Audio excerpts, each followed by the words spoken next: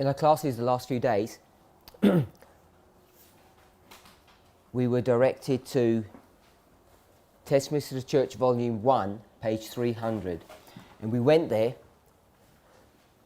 because Ellen White speaks about the work of the third angel. And it's in these three parts: Sabbath, the nature of man, and the testimony of Jesus. And we began to explain how the issue with the church was the rejection of these last two parts of the third angel's message, that they accepted the Sabbath but not the later two parts, the other two. And because of that issue, the message became broken or corrupted. Now, what I mean by that is that it became a legalistic religion or a legalistic doctrine. So we've addressed all of that. Jones and Wagner come to correct that mistake, and they end up empowering the third angel's message. So we've addressed that issue. And the reason why we're looking at this is because we discussed in the book of Deuteronomy, is it good advice or is it law? And in the English, it seems really straightforward if something was good advice or if it's a legal issue. When we start coming to these doctrinal concerns or our religious walk, the distinction between the two is not that straightforward to deal with, because people struggle with the concept of things just being good advice without having repercussions. So we did a short review of the nature of man. So people have been drawing on the board. That wasn't my work. And what we did was a quick review of the existing studies in the movement that address this subject. 2 years ago, a major series was done called The Nature of Man. It's about 60, 65 presentations, that kind of number. And it dealt with the subject at hand. Now, people think that that subject was finished and they received a great blessing from that. But at the time, if you go back and review it, what people missed, and it was brought up, was the fact that this was only half the study. This was half the study on the subject of the nature of a human being. And what was being addressed was this half here, which I've called Glory 1, or symbolic resurrection, or the baptism of a person, or the renewal of the heart. And our key passage, we didn't actually read it, but the one that I directed you to was Romans chapter 6. And what I'm saying is that's half the study that you need to do if you're going to tackle this issue. The other half is this one here, and our key passage was 1 Corinthians chapter 15. I just gave you the chapter because I wanted us to see the context. Again, I didn't read the chapter. It's a long chapter, and there's so many things that are in there that are of importance to us. But the point that I wanted us to see was this is what I've called here Glory 2, and it's called the literal resurrection. And it's the physical resurrection, the second advent of the human shell or the human body. And it's understanding both parts of the resurrection. The Bible speaks about from glory to glory. It speaks about the threefold nature of a human being, although the Bible doesn't explicitly state it as such. Ellen White does. It's dealing with this concept that we are two parts. We are physical and we are non-physical. And it's an extremely complex relationship between the two. There are many feedback mechanisms in both directions. So the studies that have currently been set out in the movement address this subject here. And if we were to use a singular word to help us fix the concepts that we want to understand when it comes to this subject, the one word that I would ask you to put into your brains when it comes to study 1, glory 1, is will, or what we might call willpower. So I'll call it the will, so we understand the context. It's a noun. So it's the will. That's what you need to understand about this whole first series on the nature of man. Ellen White speaks about the true force of the will. Now people have gone away with that study thinking, okay, now I've got all the tools to deal with my sin problem. It's all about the will. But the problem is that's only half the story. And even that part of that half story, there are many complexities there. It's not that easy to define how a human being operates and how they're constructed. But we want to try and keep it simple so it's workable, so it's useful. If you make something too complicated, it's not useful, it doesn't help us. And the point of all of these studies is to simplify complex machinery, complex issues. So this is the study of the will. Are we okay with that? Yes? So there's a whole different study that needs to be done, which has not been done in the movement properly. I don't mean people are not aware of it, people haven't spoken about it in a health lecture perhaps, but as a prophetic subject, that work has not been done, and that is the literal resurrection, glory to, the human shell, the body, or what we might call the outer man. So the key word that I want us to think about in that, so we're doing things backwards if you like, we're not even doing the study yet, and I'm already giving you all the framework and the key thoughts for whenever that work would be done by whomever it will be done. So this one was the will.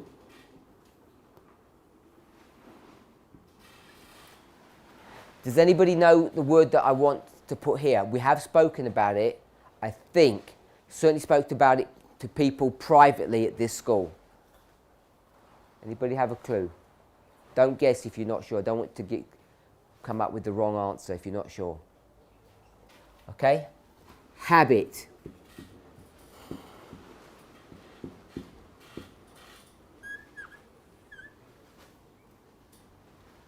So, there are two things we need to consider when we discuss the human being. The will and the habit. Now, this is not a study on the habit. This study is not going to be done, but I'm pointing it out. This is the framework of what needs to be considered to do a complete study on the nature of a human being. And I think this was in private conversation. I can't remember if we did it in class. This study was all called The Nature of Man. Who is the man? Who is that man? What man was that? Not the description of it. What man was that? The inner man? And with his name? Adam? Christ.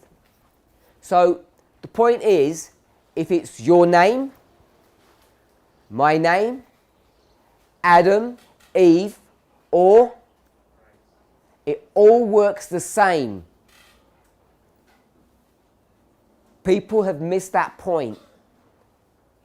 So this is a generic title, man. If you go to 1 Corinthians chapter 15, what's the foundational logic that Paul is going to use to develop his argument? Brother Rogers, what's his foundational argument that he's going to use? Sorry? And? Adam 1 and Adam 2. And what's the difference? There's no difference. That's the point. He can use them interchangeably. We know that because what is their names? Adam. He's changed the name of Christ to Adam, Adam 2. Now there are some compares and there are some contrasts. but essentially they're the same person. So this could equally have been called the nature of Christ. And that becomes significant because the church does not understand the humanity of Christ, what it looks like, how it's put together. Why did we even look at all of that? Sister Emma, why did we look at that? Besides Deuteronomy bringing this issue to us, besides the issue of good advice, like it says in Deuteronomy, be nice. And I say, well, I don't want to be nice. And then what's the punishment going to be? You can't punish somebody for not being nice, can you? Because you don't even know what nice means. Why did we look at it besides that issue?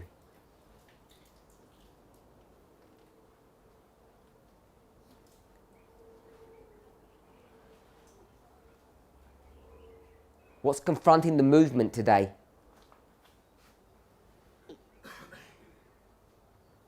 That ugly or beautiful word, depending on how one's viewpoint is.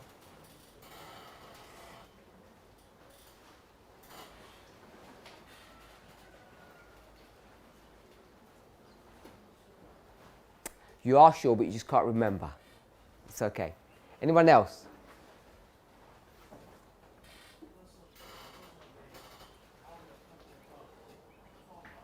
Sister Emma? How we approach the vows, those 4 vows. This is the subject or the conflict between 2 world views, apparently. The conservatives and the liberals. Liberalism. What can we wear? How are we supposed to dress?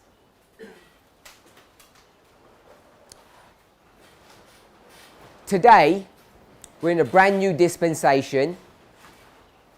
So, Ellen White said, in her dispensation, you're not allowed to eat fish. Can we eat fish today in our dispensation? Brother Benjamin? No? Why not? We've got this perspective that we've misread everything. It was a law in the past, and now it's only good advice. You're going to have to take the advice, do you? Why is it all suddenly, in the minds of certain people, okay to do that, and you say it's not okay? Sorry? Because it has an effect on glory 2, and glory 2 has a feedback mechanism to glory 1. And glory 1, how do you get this new heart? What does it mean to have a new heart? What does it mean if you have a new heart? There are various ways to express it. We always want to remember, whatever our subject is, almost on any issue, there are various ways to approach or to conceptualize the subject at hand. We did that with the first angel, remember? We did that with the third angel. Many ways to see it.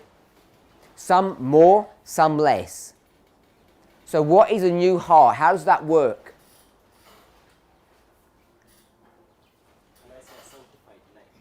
A sanctified life. One answer, sanctified life. Another way to see it.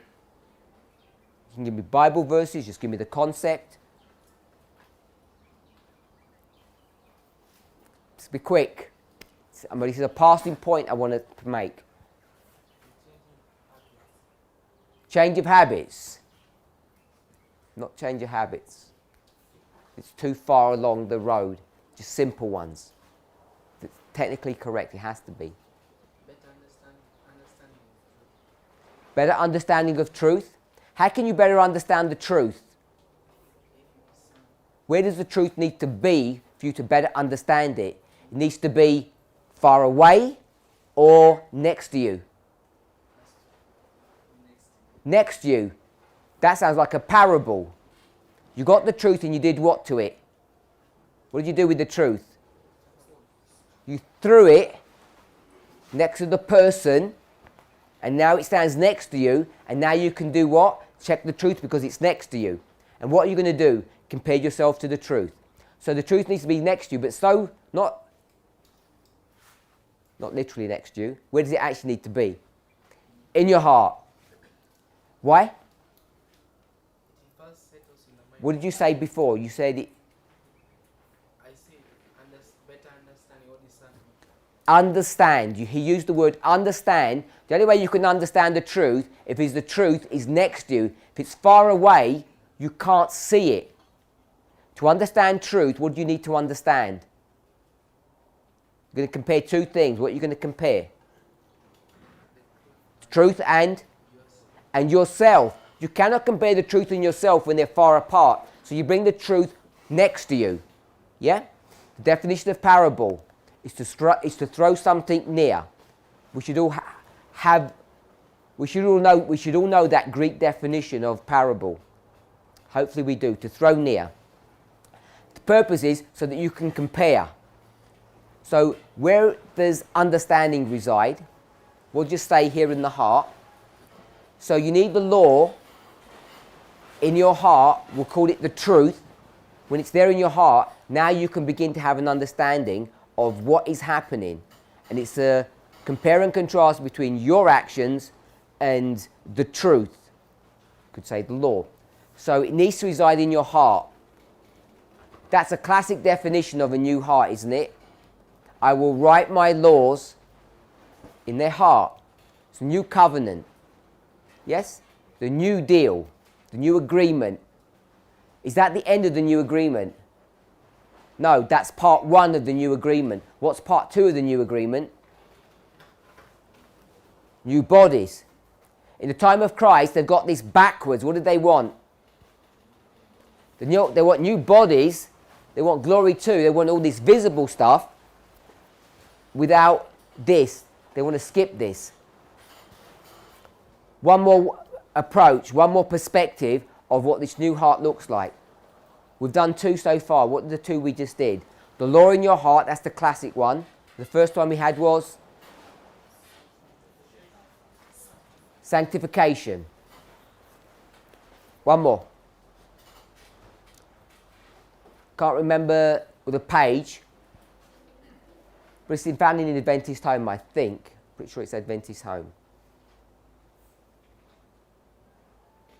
This is all about the study that was done here on Glory 1. What's the problem when you're going to deal with this issue? It's on the board. What's the problem? The will. Is there a problem with the will? Brother Rogers, is there a problem with the will? No problem with the will. What's the problem? Sorry? I can't hear. The problem is exercising the will. Exercising it. Exercise doesn't mean strengthening it. It means to put it put it to work. What's preventing us from doing that? What's preventing the will from being exercised? Sorry? The lower passions. So there's the clue. What's this? Lower passions, that's the clue I've just given you. What's the problem?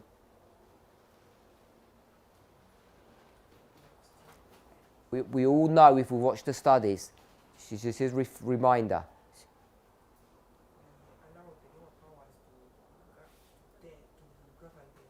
Govern. The lower powers are governing. Is that enough clue? What is this? How does it happen? The lower powers, where do they live? They live in the body, but specifically here. They live here. What needs to happen to them? What are they doing when they're there? She used the word. Governing. Who governs? Is it a committee? No, not who governs lower powers. Who governs? There's three forms of government, basically. What are the three forms of government? Monarchy? Democracy?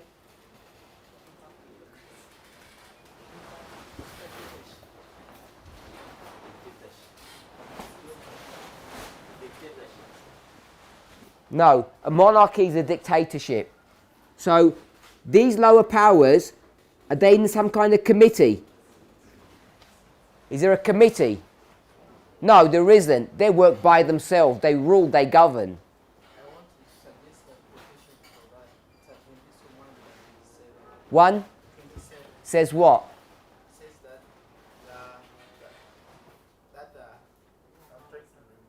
the law. Paraphrase. So it's that the lower power is in the. Have their seat in the body. There it is. Adventist Home 127. I was good. I thought it was 121. That's what. So, and I wasn't sure. That's why I didn't say 127. It was one of the passages that we brought up frequently. They have their seat here. The seat is the same seat that's found in Revelation 13, verse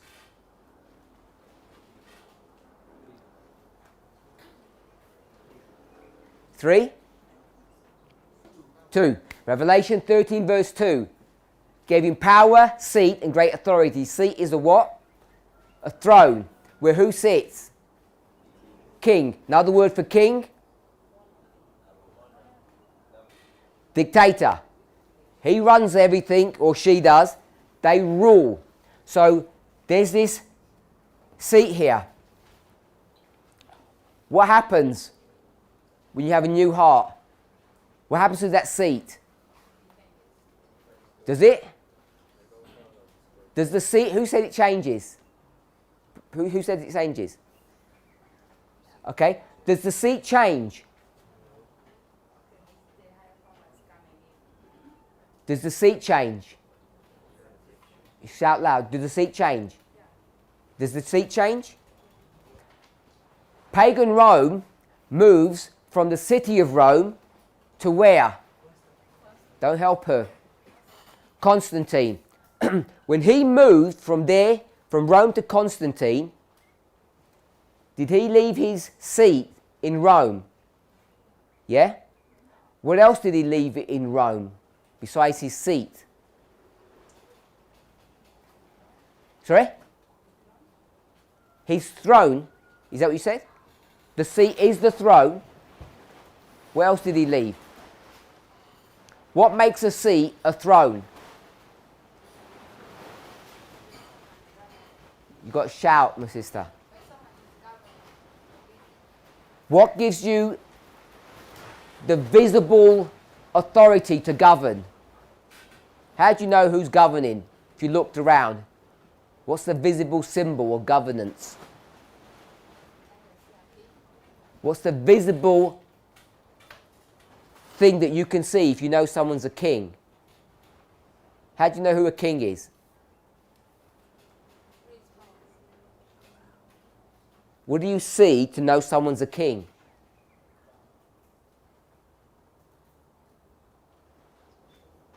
My sister? How do you know if someone's a king? Yeah. They wear a crown. What makes a seat a throne? My sister? What makes a seat a throne? What makes a seat a throne? What turns a normal seat into a throne? You gave me the answer. You just gave me the answer.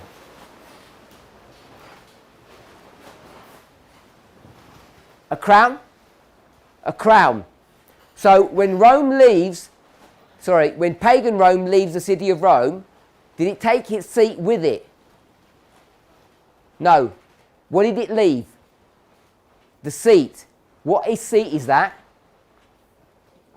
Say, throne. If it's the throne, what was left with the seat? The crown. What does it say on that crown? What title did it have? What did it say on that crown? Tells you whose crown it is, doesn't it? Like a label. And what did it say on the crown then? This crown belongs to... Sorry? King of the North. So it says KN, King of the North. Did it get left there or did it get taken to Constantinople? It got left there. And someone came to pick it up. Who was that? Who picked up the crown and sat on the chair? My brother?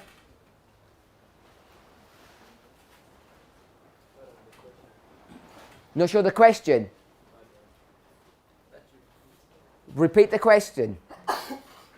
No, not enough time. Someone else who knows the answer. Who picked up the throne, the crown? The papacy did.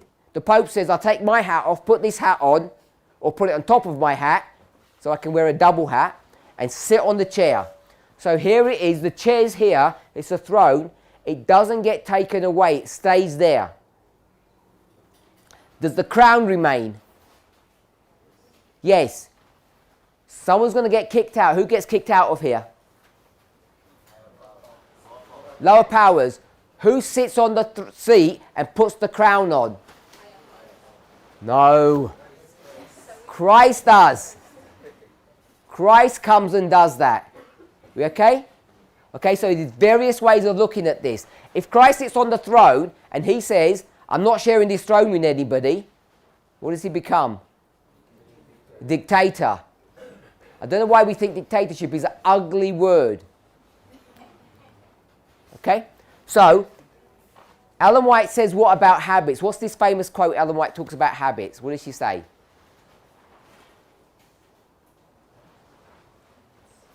Who knows? Rough approximation. No? Is this Jackie? You can paraphrase.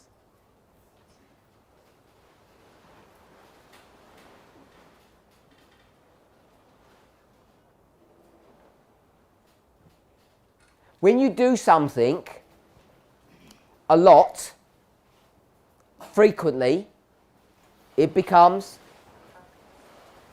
you repeat something often and it becomes a habit, and then habits become character. Okay, so that's the Spirit of Prophecy quote. Someone can find the reference for those who aren't familiar with it. So repeated actions become habit, and habit become character.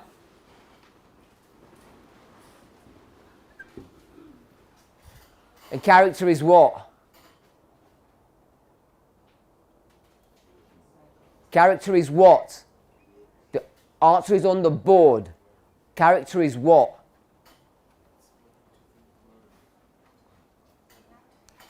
Someone said?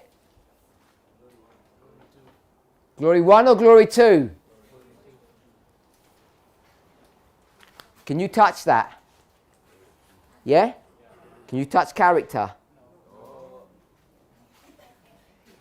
Okay, so I don't want glory 1 to be the answer. Character is what?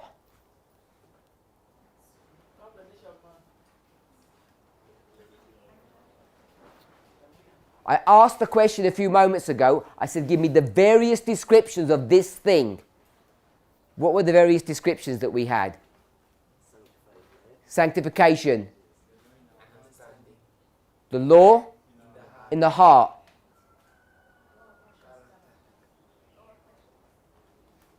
Law in the heart. In a moment. Sorry? Christ on the throne. We looked at it 3 ways. The same issue. Are we okay?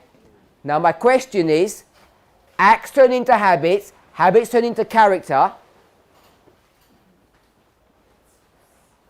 And what does that point to? Character? Sorry? Heart. It's right here. It's the same issue. Character is what? Classic definition. Thoughts and feelings makes moral character. Where are thoughts and feelings? Where do they live? Right here. So if you're going to say habits and do this in its positive sense, you get this big feedback mechanism that comes right back to here. It's the new heart. Reference, my brother? Sorry? CHL. That sounds like page. Someone can just give a different reference for that. CHL. That's an obscure one. I think we'll find it in the more regular one. CHL is,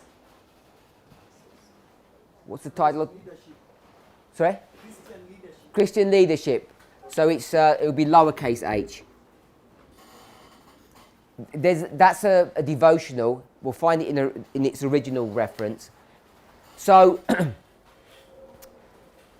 any questions on that? People are already nervous because we're saying Deuteronomy, all these rules, some are laws, some are good advice. So, when we start talking about laws and good advice, who is the judge on these matters, these issues? Always give you a choice. Two choices are you and God. You and God. So we start talking about law, who's the judge? What did you say? And what do people say here? God. Okay, when someone kills someone in the book of Deuteronomy, who sorts out the mess? Where does the murderer have to go? To the sanctuary city. And it's within a day's march wherever you live in the land. Why does he go there? Or she? Quickly, why did they go there? Sister Emma? So they don't get killed. So they have a sanctuary protection until what happens? Sister Emma?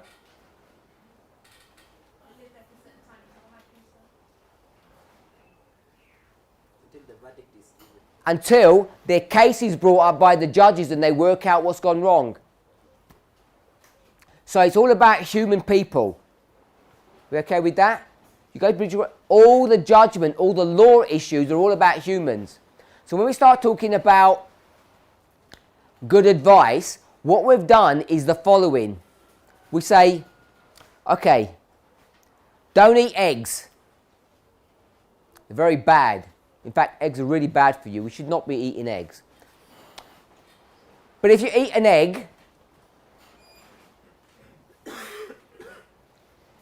I saw my brother over there sneaking an egg the other day, cooking it up. He ate it and no one saw, but I noticed that he was eating it. What's going to happen to the person? God's going to look down and he says, look at that wickedness he did at this school. He ate an egg. We have to deal with that problem, don't we? Because we're not supposed to eat eggs with 144,000. So what's going to happen? We can't kill the person, can we? So who's going to kill the person for eating the egg? God. When? When? In the last day. We'll go with the last days. Sometime in the future, he's going to kill the person for eating an egg. That's how we process it. Because we turn everything into law. Someone has to die. Now, should we be doing that? Is that a good methodology? No. What's the methodology that we should be using? One word. Begins with P.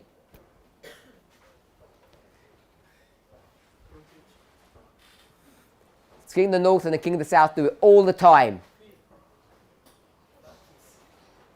Not practice. Where they're all fighting. They don't like fighting in their own country. Proxy. Everything's proxy. If the law and the judgment of sin is proxy. Do we agree with that? It's all proxy. The book of Deuteronomy, you check, it's all proxy.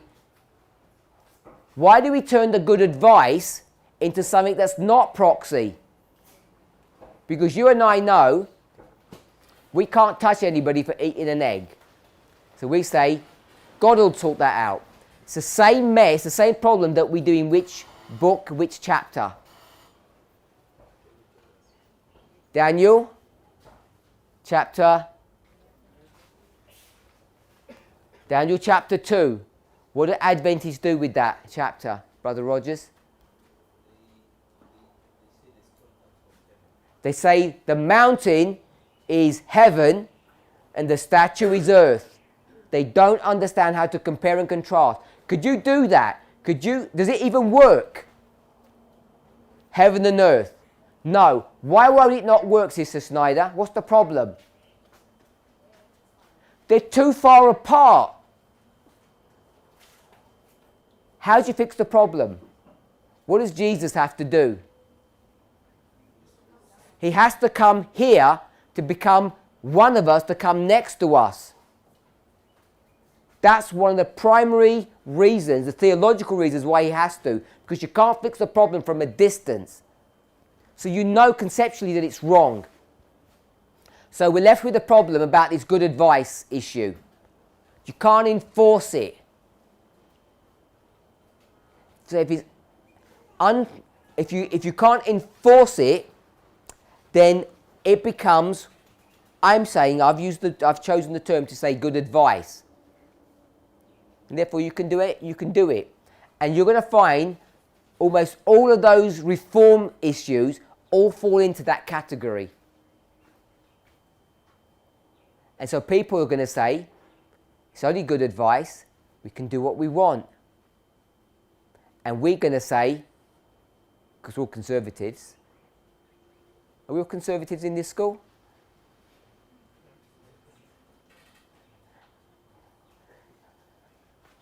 Are we all conservatives? My elder, are you a conservative?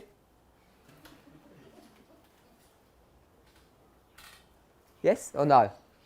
Or are you liberal?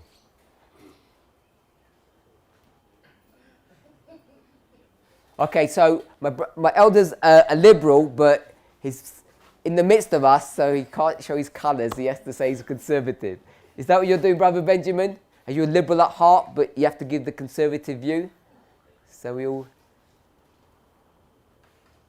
Which one? You're not even sure what you are.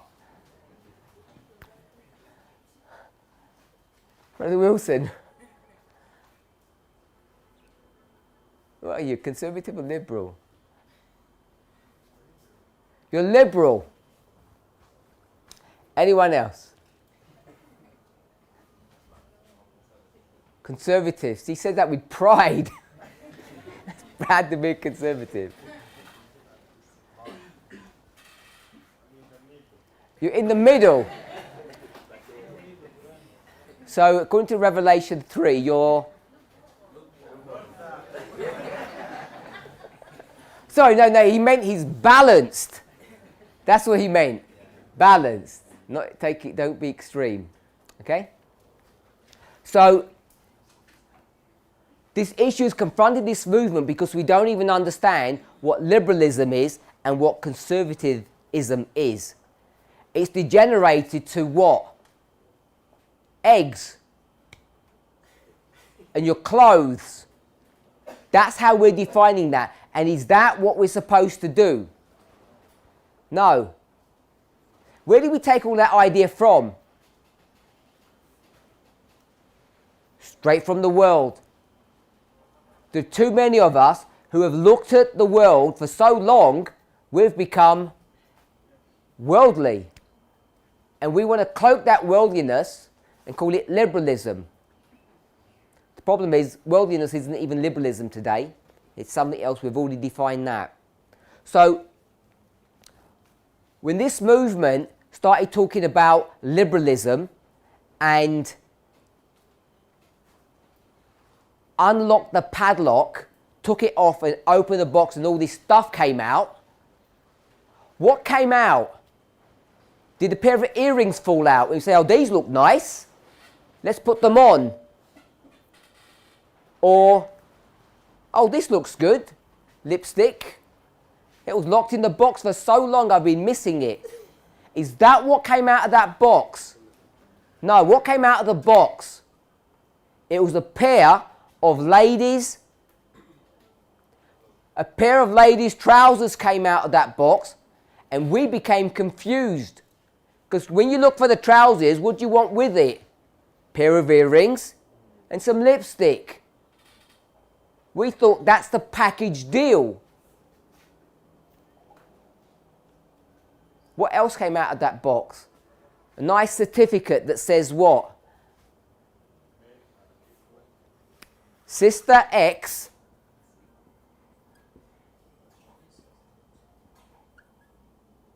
no.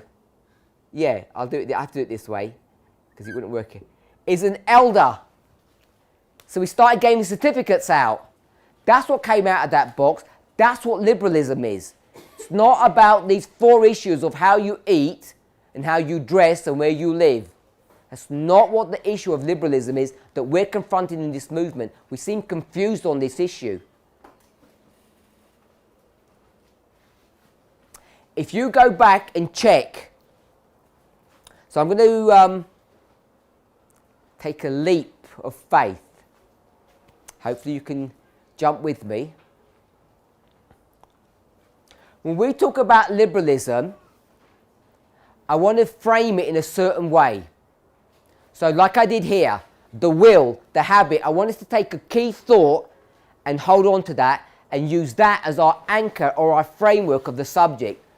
So liberalism is about how you treat other people. That's what liberalism is. Liberalism, other people. You go to those 4 vows that people are attacking now in the name of liberalism, and what's the common thread through all of those 4, my brother? Yeah, what connects those 4 vows? What about your lifestyle? About whose lifestyle? Yourself. Yourself. So liberalism is about selflessness, other selves, and these 4 vows are about self. So what we've done is changed a selfless message into a selfish message. And mixing the two has caused this fanaticism that has entered into our movement. And the reason it's got in is because people have mistakenly, I'll say in an ugly way, they've deceived the movement in the name of methodology. So the fanaticism has entered into the movement through the disguise of methodology, and it's not methodology, it's utter selfishness. And I don't mean in an ugly way, selfishness. I'm not trying to say you're so selfish you don't care about other people. It's not, I'm not using it that way. But it's all about the self. But these changes that have happened, if we can call it the Midnight Cry message, were never about yourself. They're about other people. So it's not selfless like you don't care about people. It's not about that. Like, anyway, it's not, I'm not using selfish and selfless in that moralistic framework that we tend to. But it really is about how you conceptualize your relationship with other people. How do you see them? The tools that we were given, the primary one, were a pair of female trousers. And when that happened, things started to go wrong. Because people expect a whole outfit to come out if you're going to do that. But what they missed, if they want to, people want to start talking about methodology, is not to say what's associated with a pair of female trousers, which is liberal, earrings, makeup, all the adornments that are attached with it. It's not that. The methodology is about thinking of others and not thinking about yourself. Should we be thinking about ourselves? Should we be selfish? Of course we have to. Where do we see it? What's the key word? Selfish is on the board. What's the key word? Selfish is? Someone said? Here it is. Habit. Why is that so important? Because acts turn into habits, habits turn into character, character are thoughts and feelings, and thoughts and feelings are the new heart. It's critical that we understand what habits are. And if anyone's tried it, eggs are addictive. They're addictive on many levels. The protein profile of eggs, in fact many meat products, do you understand a profile of the protein profile of a food? The amino acids, we talk about 8 essential amino acids, there's more than 8, but they have a profile. Beans have a certain profile. We call it a pattern. So if this was a line and these are all the proteins, they have a pattern. Does that make sense? A profile. Animal products have a different profile.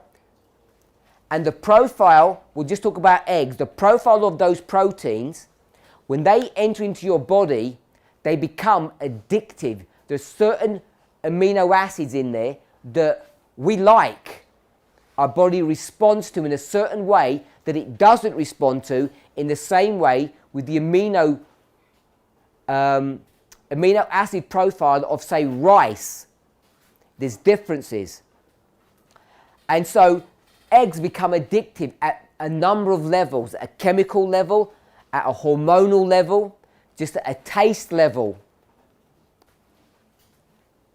And even though eating eggs are good advice, you can't enforce that. I want to say, you can't say, oh, don't worry, God will kill you at the end for eating the eggs, because he's the judge. You break the rules of proxy or parables. The people who are the judges are us. And we can't judge someone for eating eggs, can we? No. So it comes into this area here about habit. You eat eggs a lot, it turns into a habit, becomes an addiction, if we want to call it that. It changes your character, which are your thoughts and feelings, and they begin to affect you here. And this is why Ellen White says, if you eat meat, you will become animalized. If you've heard that phrase, I think that's the word she used. It will animalize you.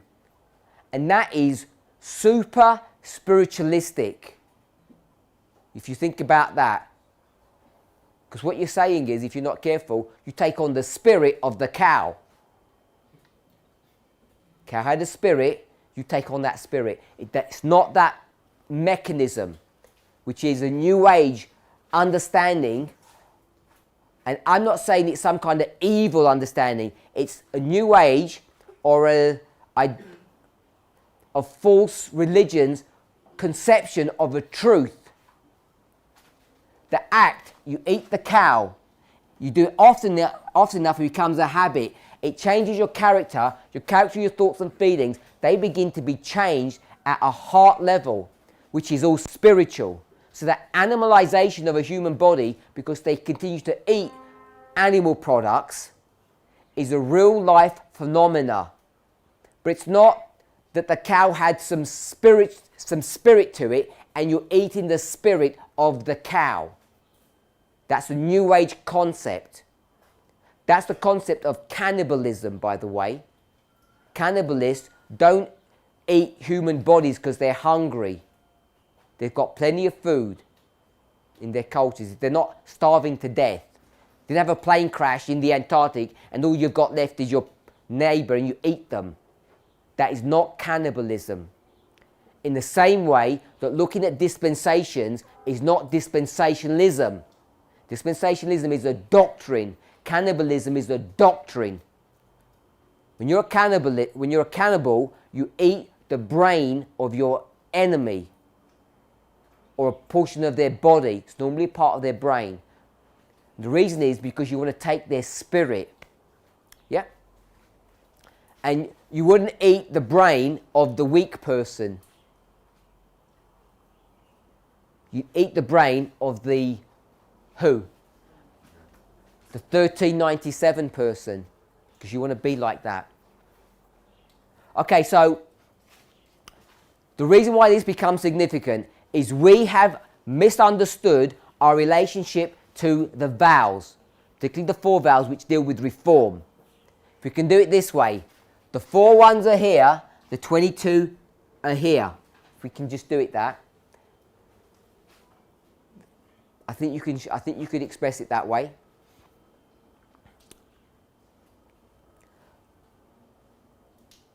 So even if it's good advice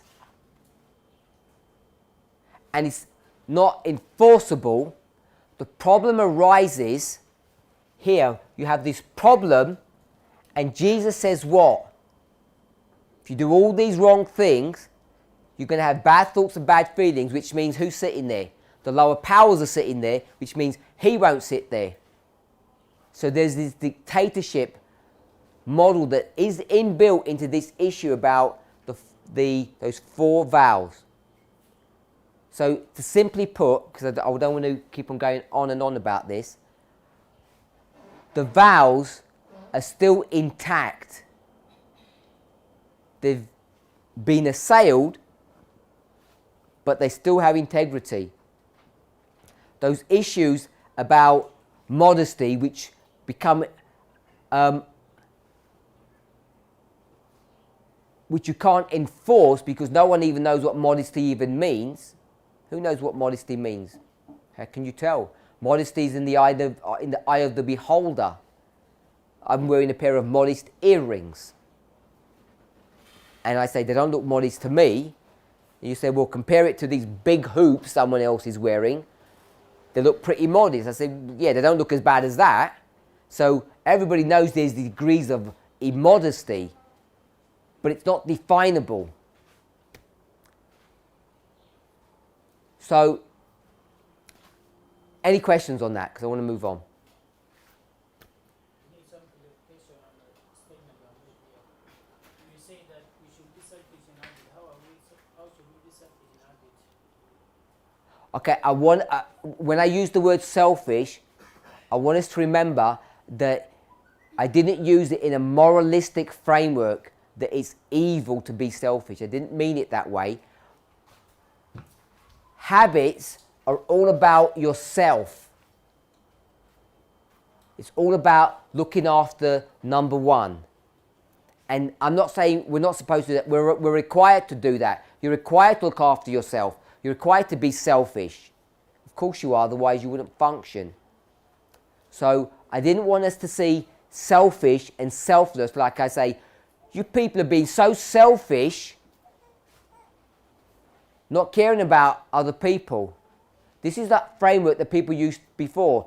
Sisters are so selfish, they wear miniskirts, don't appreciate the pain that the brothers were put through.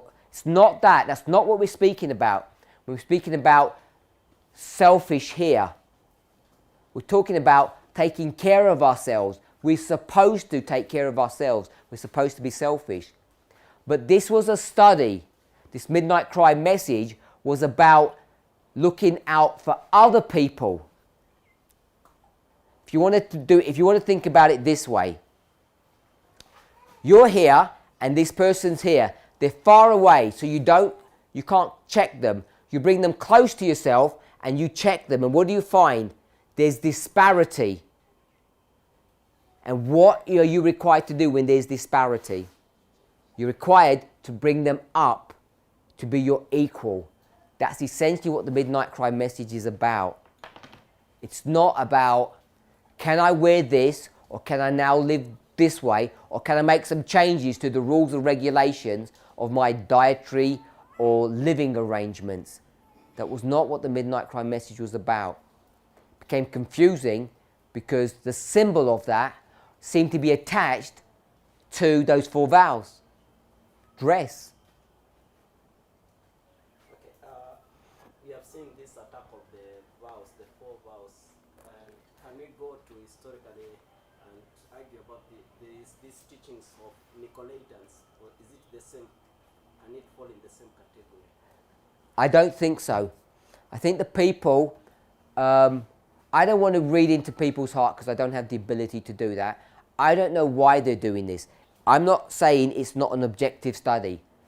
I'm not trying to infer that the only people who are talking about this are all the people who secretly love eggs. And this is their excuse. They found an argument to eat that. I'm not suggesting that.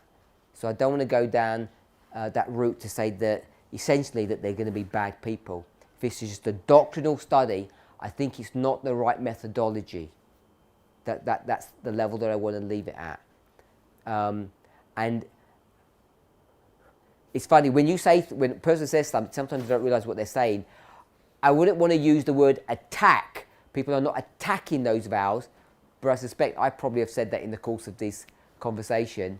And I don't want to mean it in the sense that people have a hatred toward these things, that they don't see common sense in following a vegan diet or living sensibly in a decent location. Someone else had their hand up. I wanted to ask, is a baby born with a new heart, a newborn baby? No, they're not born with a new heart.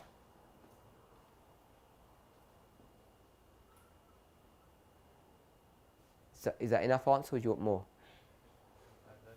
When babies are born, Jesus is not the king of their heart. So it's a sinful heart. No. Sinful means full of sin. And a baby hasn't formed any thoughts or feelings. They work at a subconscious or hormonal or chemical level. Most of it's automatic. They don't process things. They don't do what you do, say, oh, stop the conversation, I want to go toilet. They don't have a consciousness of that, they just go toilet.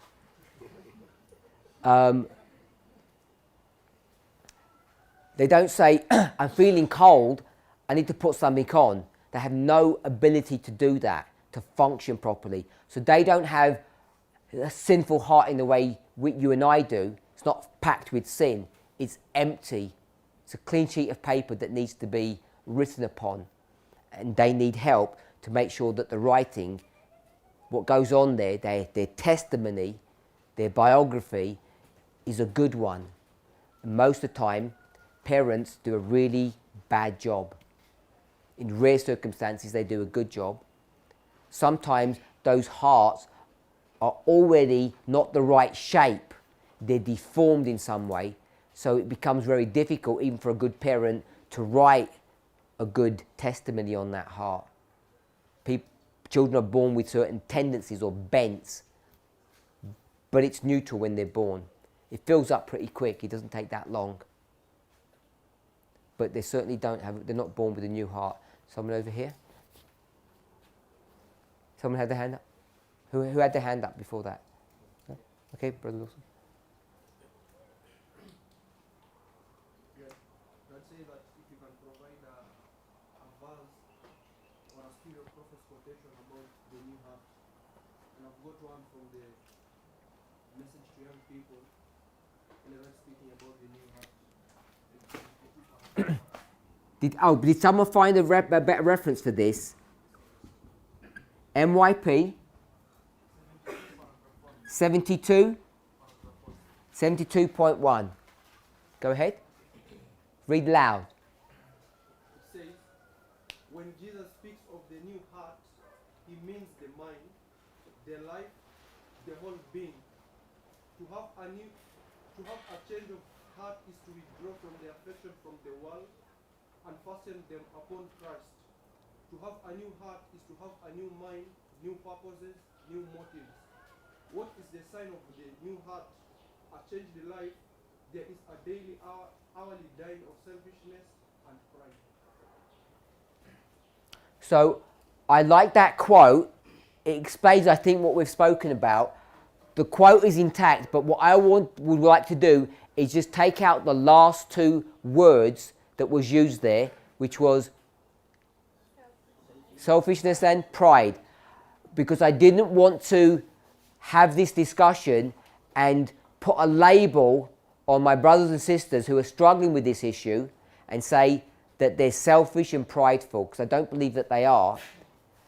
But the quote is intact. Obviously, I'm not going to try to wrestle the quote, but I wouldn't want to use that as a proof text to say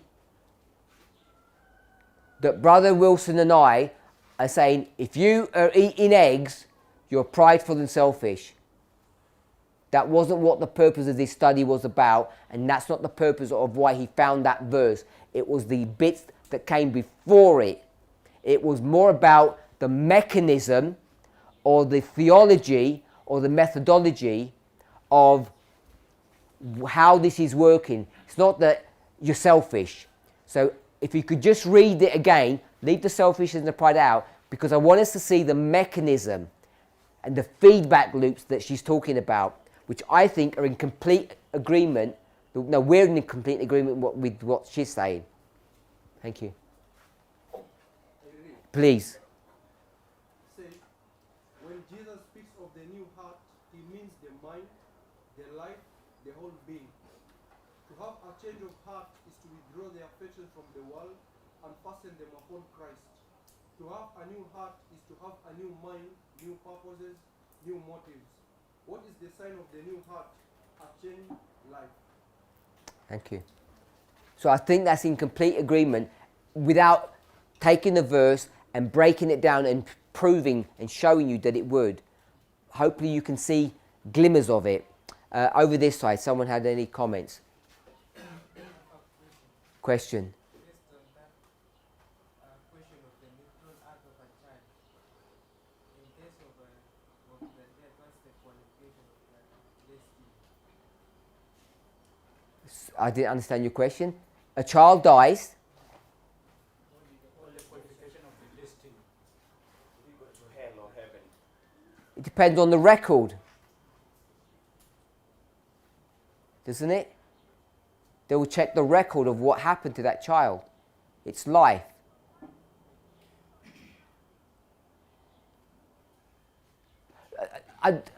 It's a fair question, but I didn't want to go down that route. What the problem that happens is, what have we added here?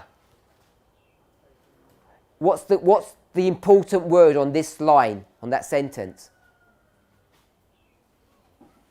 In relation to his question, what's the rule 1? Here, what is it? 20 years. The problem with the baby is they're not accountable. They're not accountable on multiple levels. One of them is a hormonal, chemical level. Their brain development has not occurred. So whatever they did, they're not even accountable for that. So you can get a baby that you say, oh, that's a selfish baby, because every time it's hungry, it demands something. It says, feed me, I'm the center of attention. Pure selfishness. So you could write on the record, this is a selfish child, which would mean they don't go to heaven if you're going to use that. So it's not a simplistic way to approach the subject when you start talking about young babies, when you go to that extreme, because there's no way for us to assess the issue of accountability. If you want to do it at a simple level, they're not accountable for their wrong deeds. So if they're not accountable, it's not held against them. They don't know the difference between good and evil, so therefore they will be going to heaven if you're going to do it that way. So that's, I think, the approach would be if you wanted to do that. Elder Tess. Sorry? I can't hear you. I know she had her hand up. I just wanted to do the ones on this side because all the questions have come from this side. Did that answer your question? Sister Monica.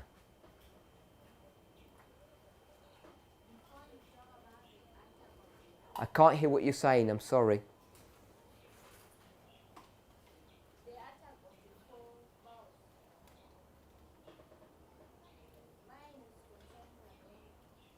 Yours is concerning adornment. What's your question?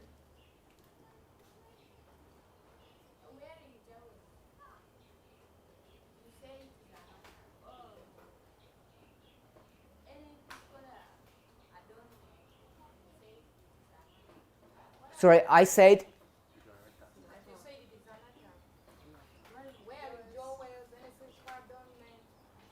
I don't think I want to say it like I'm saying it's an attack. I don't think I want to frame it that way.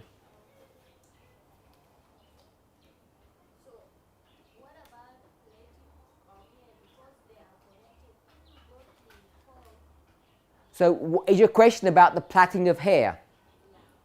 So if you're going to approach this problem and we're going to say plaiting of hair.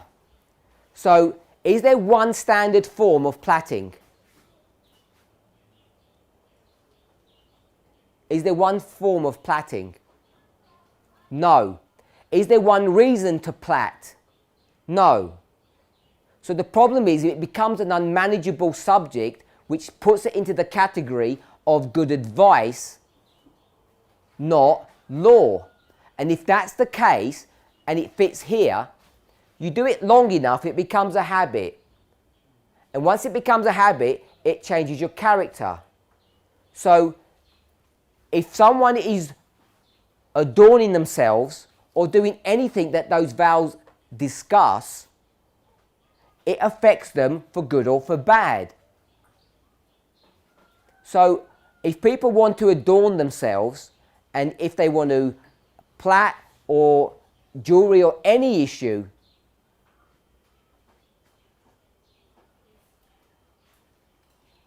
the end result of all of that is it will affect the heart.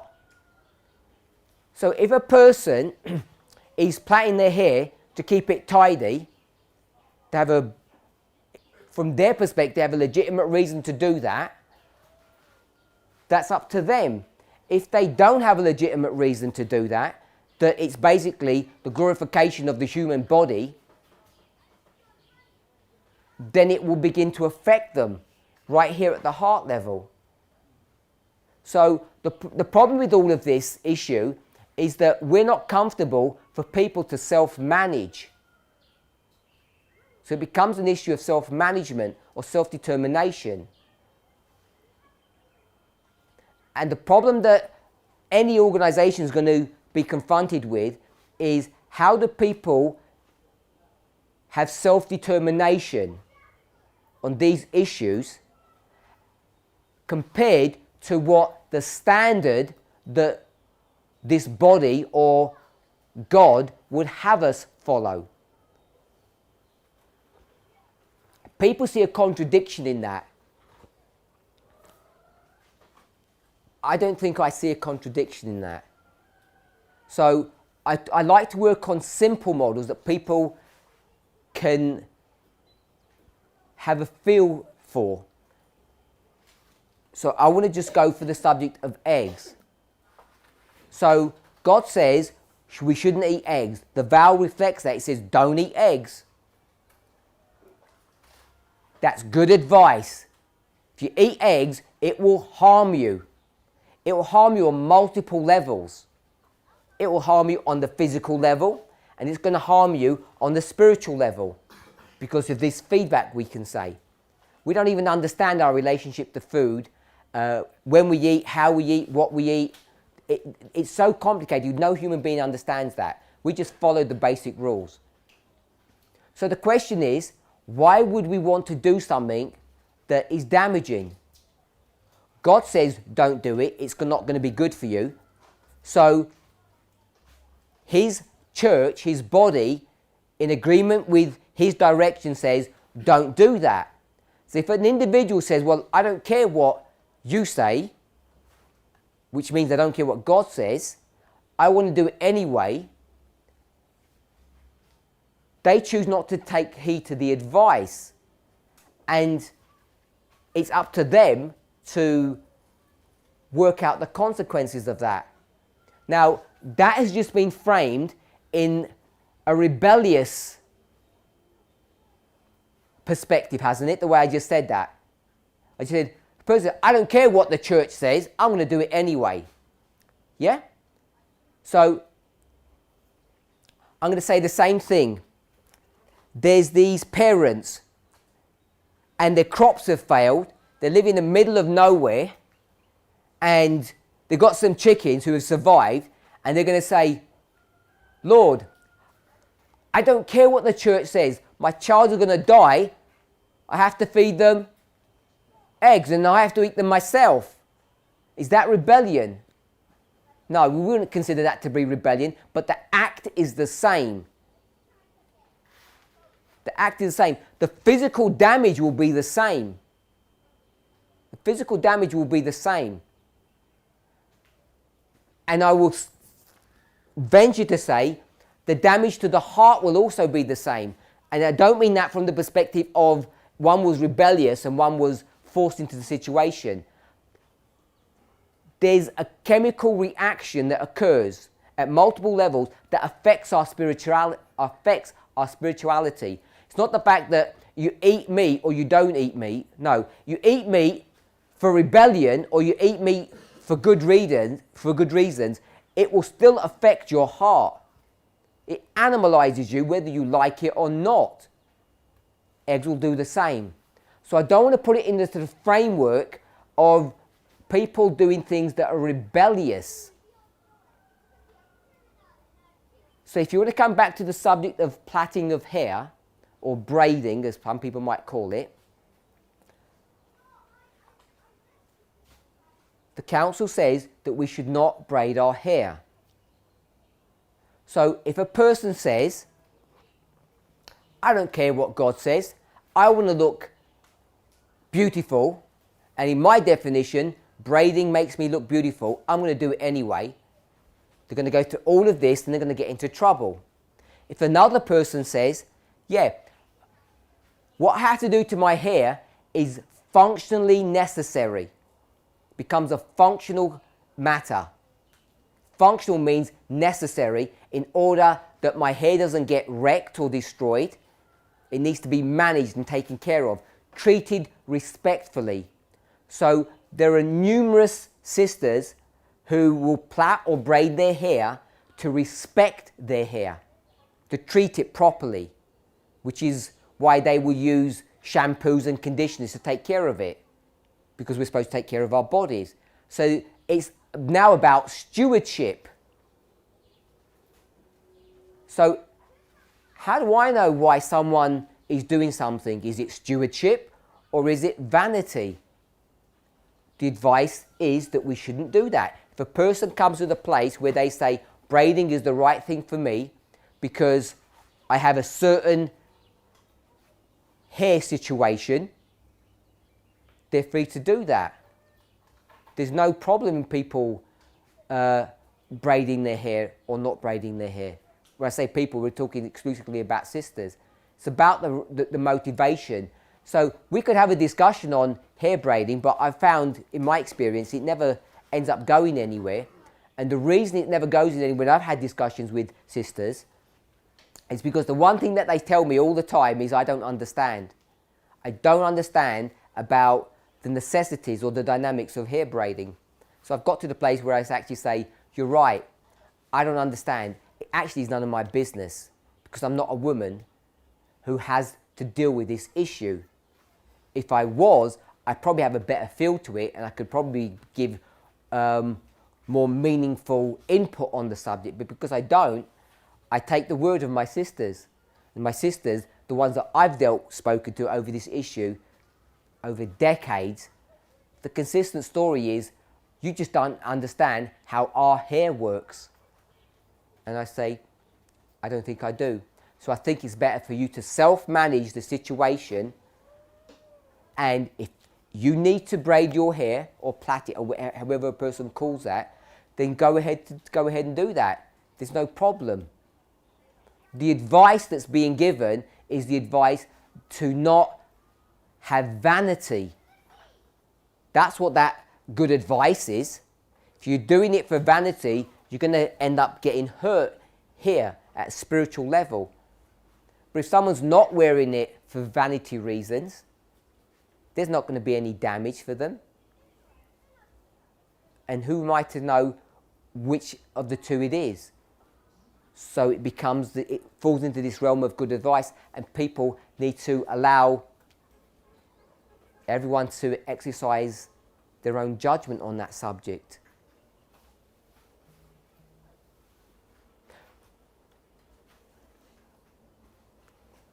Often in the discussion, when these things come up, people want someone like myself, the speaker, or a leader in some form, to pronounce a judgment. It can or it cannot be done. And I don't think I want to, I don't think I'm allowed to, and I don't think I have the ability to. And so when someone wants to comment and say, well, what's your opinion on this? My opinion is, it's good advice not to be vain. If a person's sure it's not vanity, there's no problems. If a person believes the reason they're doing this is for vanity, or they're a slave to fashion, maybe they want to reconsider what they're doing. Maybe they want to take the braids and the plaiting out, if that's what their motivation is. Because it affects this heart at a really serious level. That's what those vows are trying to teach. They're dealing with a very narrow subject, and some of them, in fact most of them, have two facets. Is it evil to eat eggs? Are eggs evil? We can't say that. Far too many medical missionaries will tell you cow's milk is a poison. I don't know how many of us believe that, but it's craziness, in my opinion. It's crazy to treat a food product as a poison, like meat or eggs or cheese or any of those things. They're not poisons. You can eat them and you can survive, but they come with a price. It's the same with anything that we do that we would call adornment. Is plastic surgery evil and bad? It depends, doesn't it? It depends. If a man, perfectly normal man, has a perfectly reasonable body, but he looks at the body and doesn't like what it looks like, and he says, I'm going to go into a plastic surgeon and I'm going to get some implants into my biceps to make them look bigger, or in my chest to puff myself up. Is plastic surgery good or bad? In that context, it's bad. Now, if someone gets burnt and their face is scarred and they receive plastic surgery, is that bad? Isn't it? Is it not vanity if you say, well, you've got a big scar, it's not a problem, live with it? Why do we say, oh, it's not vanity to have plastic surgery? Why did you say it's not vanity? All it is a scar on their face, damaged tissue. Why can't you say, oh, it's not a problem? Why are you saying it's not vanity? They care about what they look like, don't they? Isn't that like almost a definition of vanity? So why do we say it's not vanity? Because we realize, scientifically, medically, even on a religious level, we understand that if someone is disfigured, even though they can't even see their face. And if I had a big scar here, I can't even see my face. Let's look in the mirror. So why am I even bothered? The reason why we're bothered is because it affects us. It affects us on a level that comes right down to here. The world recognizes it. Christians should recognize it. And I think all of you do. That if a person was damaged that way, you would say, sure, spend $10,000 and get plastic surgery and fix your face so that you can look, what I would say, normal, the average, as best as you can in society. I would say, well, that would be a waste of money. It wouldn't, because it affects you. It affects your inner being. There's this feedback. So when we start talking about makeup, is makeup evil? It would depend. Because there's just pure vain makeup, but there's plenty of makeup which I will say is used for medicinal purposes or medical reasons that would cover or hide someone's deformities. Yeah?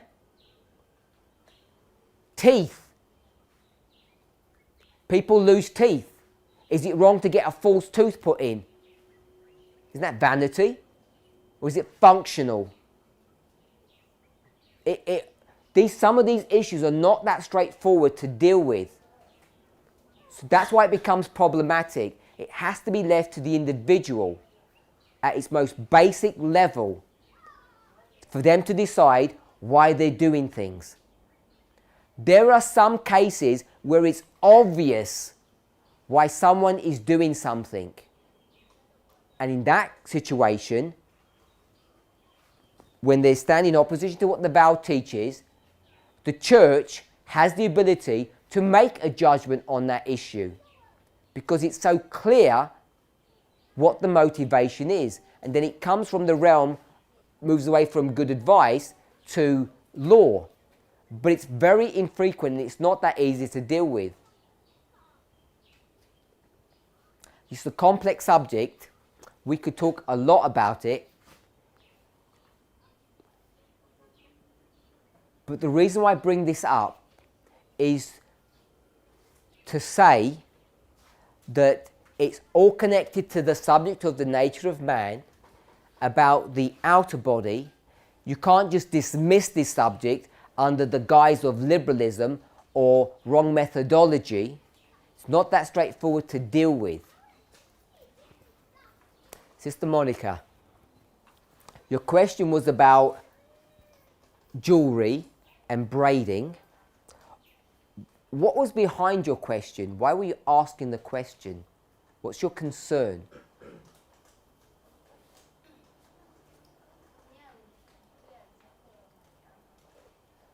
The example of your country. Is your country different to other countries? No, I'm just asking, from your observation, is your country different to other countries?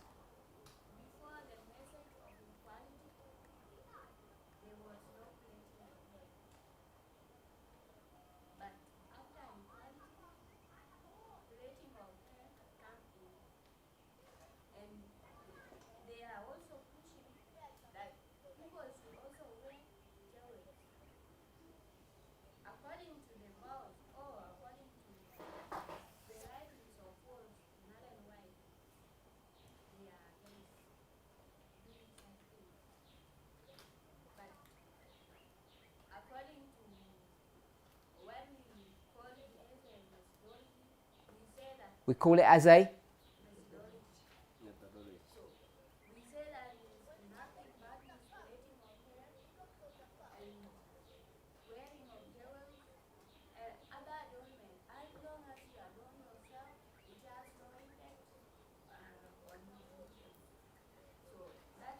Who's we when you said that?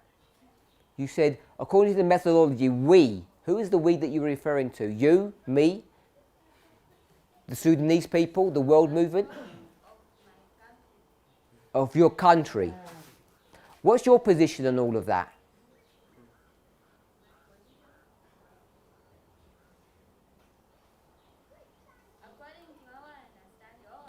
Your understanding.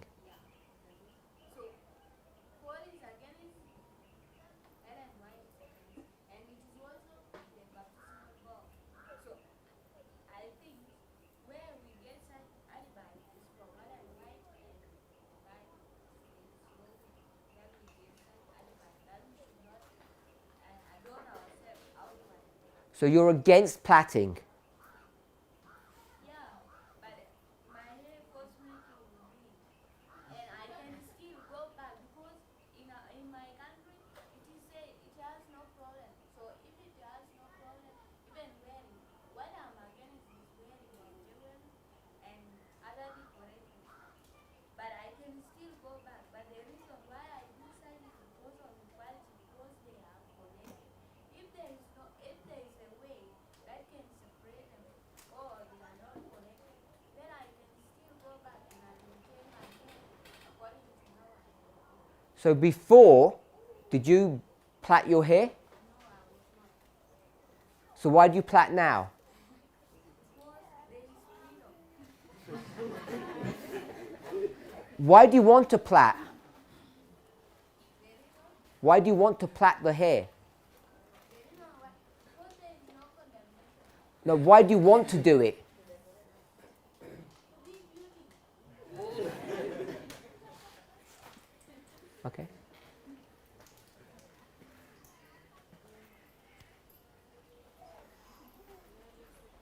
Sorry?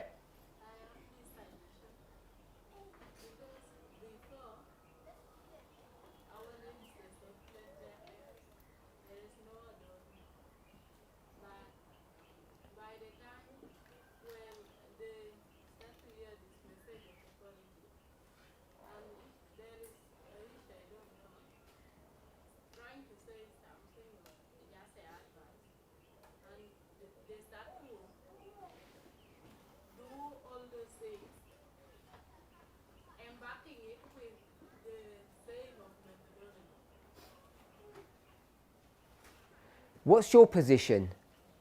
Are you talking about braiding now or just generally? So people are now doing what they want and they say they can do it because of methodology. Is that wrong?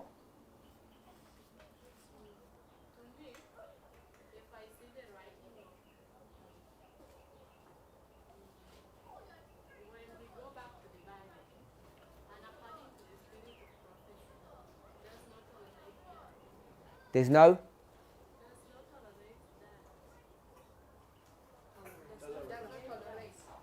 But the problem with that argument is God doesn't tolerate women wearing trousers either. And God doesn't tolerate women in leadership positions.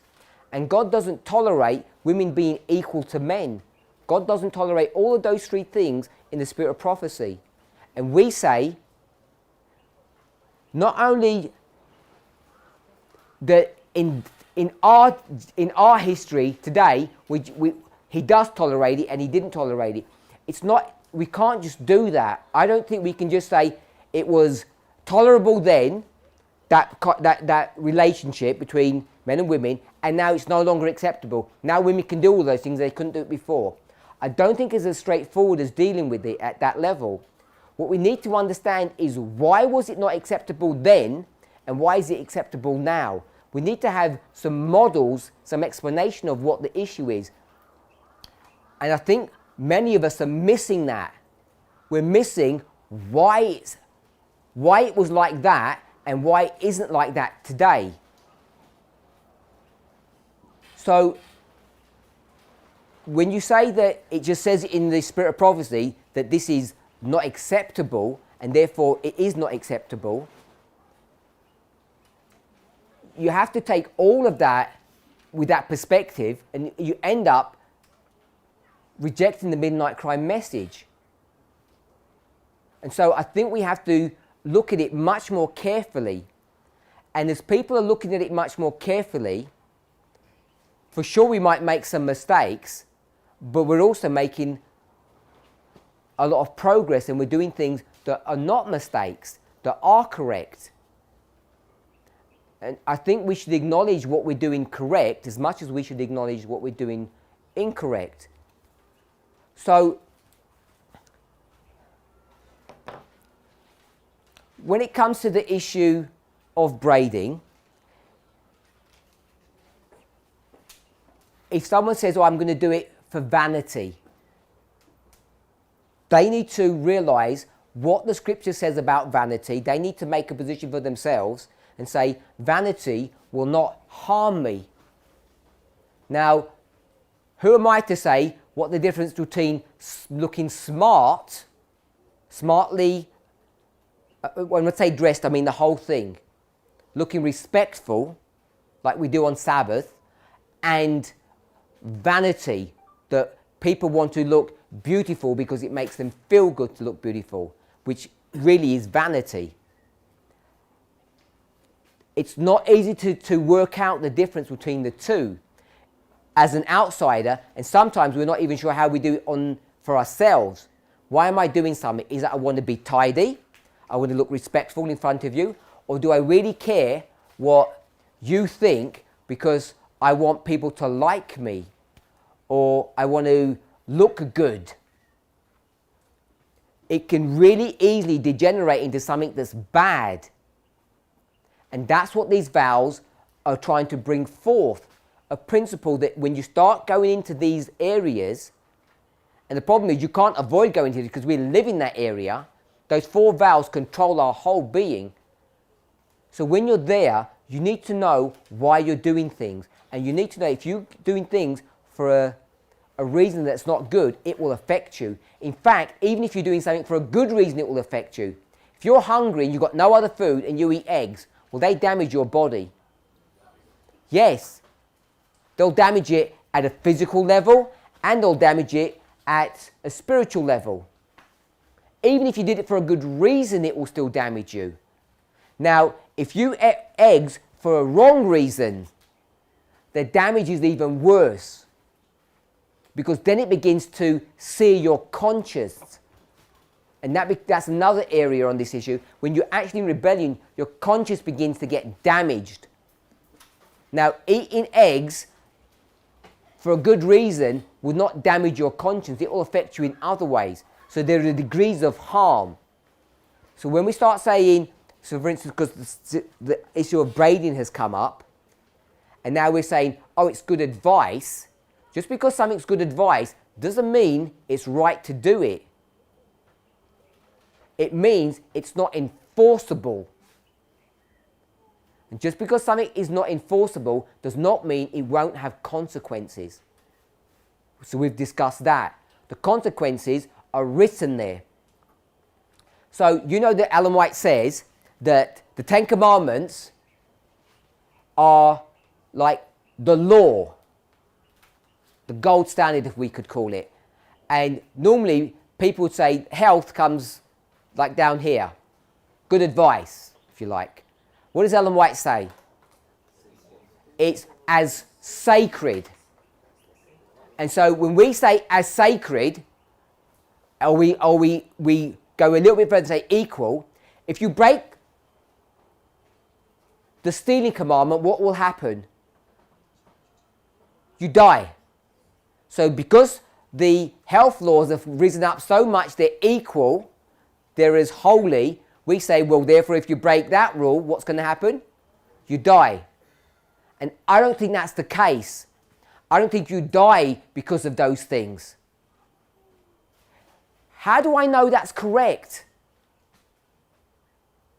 You know, God says, thou shalt not kill.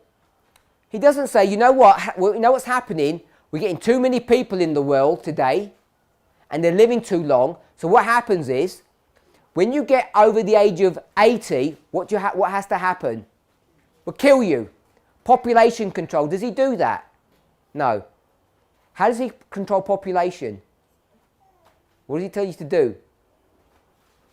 Eat. He says, eat meat. Population control. That's what go and check. That's what it was for. It was population control. Meat eating was. That's why it was introduced. It was not introduced because they didn't have enough fruits and vegetables. It was introduced for population control. And the ultimate reason for that was what? Because God doesn't like lots of people getting old? No. It's because he knew the problem is here. When you live on this earth for 500 years, it is sickening. Not only your children lost, your grandchildren, your great-grandchildren, everyone around you is dying in rebellion, and you just want to die because you had enough.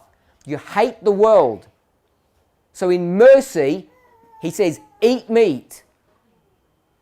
But he doesn't say, when you get to a certain age, kill the people.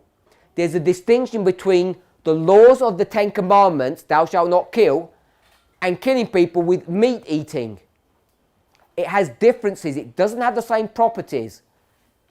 So when we start talking about it's as holy, therefore the consequences are the same, it doesn't work that way.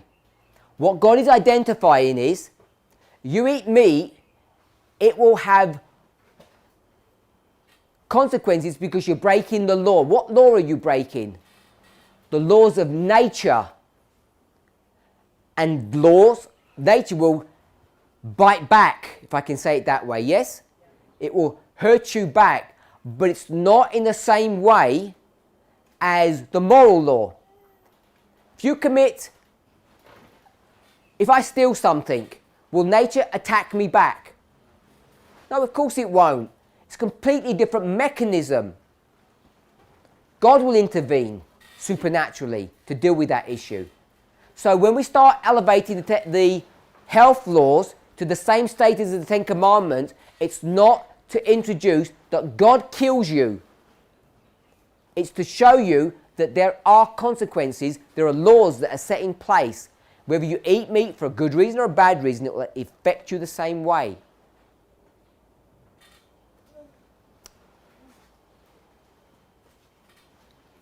We're way over time, so I can't take any more questions. I wanted to confirm the 4 vows. Is this one from 17 to 20? Someone give us the numbers. 17 to 20. What you eat, what you dress, your leisure time, and where you live. These are the 4 things that fundamentally control your life. That's what Adventism is expert on. We're so expert, it's just like the Sabbath. We became experts on the Sabbath. It became legalistic. And that's what we've done to those commandments. We've turned them into legal rules.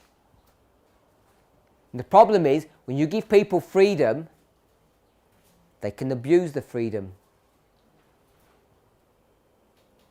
And it becomes virtually impossible to police the issue. It becomes unpoliceable. In some unique, certain circumstances, you can police them when the rules are defined. And some of those issues are pretty well defined. Others are not. In fact, most of them are not out those 4 vows. The multiple levels on them, because there's so much circumstantial issues that you have to deal with that it becomes unmanageable. So you just leave people to their own devices and say, go ahead and do what you want.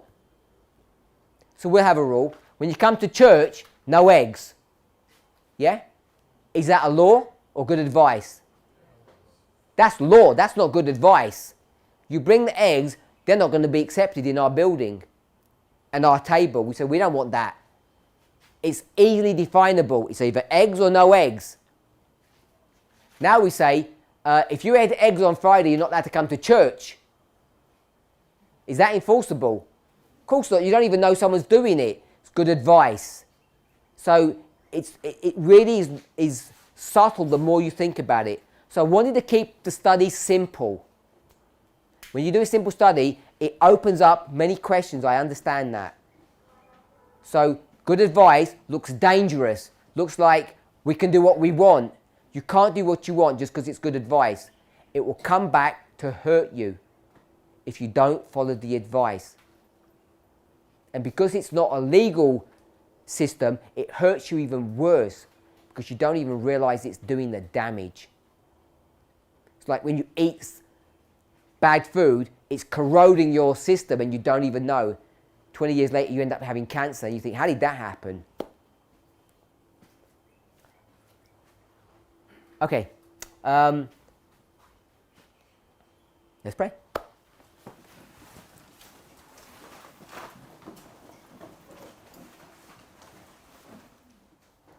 Our Heavenly Father, we thank you for your goodness and mercy. We want to ask and pray that as we deal with our own humanity, as we deal with the subjects that are presented before us in the book of Deuteronomy, that you would guide and direct us and bless us. These are issues that are confronting your movement at this very moment in time. Lord, help us to relate to your word in a correct and proper fashion. Lord, when you tell us to do something, help us to remember that you don't do that to waste your breath. That every instruction, every advice that you give us, every counsel is there for a purpose, to help us and to protect us. May we understand why you tell us to do something and why you tell us not to do something. We know that you want us to make intelligent decisions because they end up becoming the right decisions. Be with us and bless us on this preparation day, we pray in Jesus' name. Amen.